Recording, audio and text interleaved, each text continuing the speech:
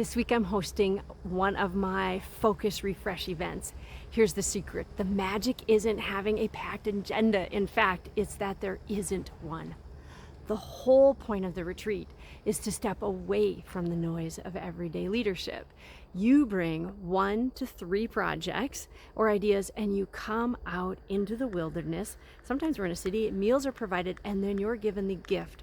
Leaders rarely allow themselves time and space to think.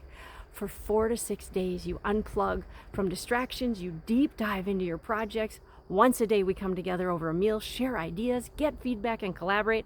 And each CEO gets a half-hour one-on-one with me every day. And it just creates such magic for them. And what happens is really incredible. Leaders move forward in these few days in ways that would never have happened over months. They get fresh ideas, new clarity, and renewed energy in what they're doing in the world. So here's the truth. Leaders, especially different thinkers leaders, don't give themselves the kind of space often enough. We're so used to solving, managing, and moving forward, we forget about the focus it requires for stillness. And once leaders experience it, they feel and know value of what this brings, and they don't want to miss it. I have people on waiting lists wanting to attend this. They come back again and again because they see transformation it creates and the work it does in their lives. So if you're wondering how all of this got started and why I started this Focus and Refresh retreat, it was because I was gifted. Actually, somebody dropped out of a retreat that I had signed up for multiple times. And luckily, because of that, I got called off the waiting list. I had an opportunity years ago to go to, it was a women's retreat. It was a women's writers retreat. And when they asked me if I was a writer, I said yes, because I write content. But in reality, I was with authors that write books, and we're focused on that. And the whole, it was sponsored actually by a fellow author who allowed us to do this retreat for a very reasonable price. And she provided a space, a beautiful space for us to be in.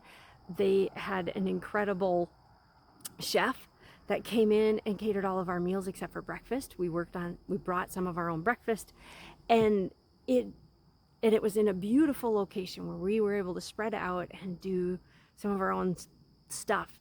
And I went there and focused on 2 or 3 projects. And I had no idea that is what I had been looking for and waiting for so long. It was just to have space to not be responsible for anything other than myself, my needs, and a few projects. It's kind of like when you were a kid and you didn't care about the bills, you didn't have bills to worry about, you didn't have people to worry about. And now as leaders, you have other people's lives to worry about and their livelihoods and running the company and what's going on in the world and the pivoting and the new opportunities. How do you plug all that in? What you don't need is to shove more stuff in. And as different thinkers, I have no problem seeing lots of opportunities.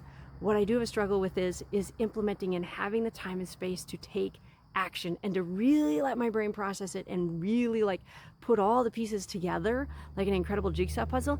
And that is what this is about. It is about allowing for that much space, that much time, that much energy to really be focused on that and to really be able to focus on yourself. So that's how this got started. And it's been quite amazing, the response that I've been getting since I've started to give it to other leaders and allowing them this space, not adding more data, allowing them to just start to really process and do great things.